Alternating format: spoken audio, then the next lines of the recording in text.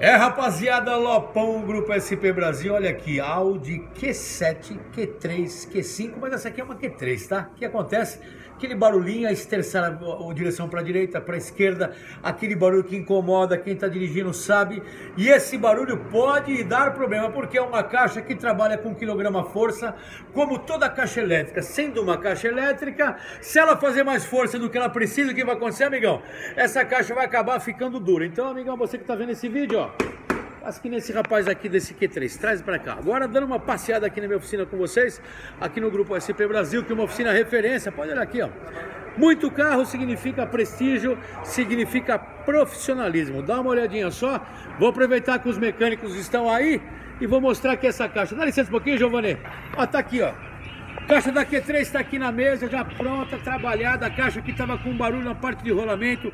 Foi substituído o cremalheira, a caixa funcionando perfeitamente. Então, você que tem uma Q3, quer deixar zero bala a tua caixa, a hora é agora. Anota o telefone do Lopão aqui embaixo agora, 011 97098 1106 ou 011 2364 7388. Liga aqui para SP, fala com o Lopão, traz o seu áudio para cá, para nossa estrutura, a gente resolve gastando muito menos. Para quem viu o vídeo, muito obrigado, tamo junto sempre, deixa um like, fortalece, é isso aí e vamos embora!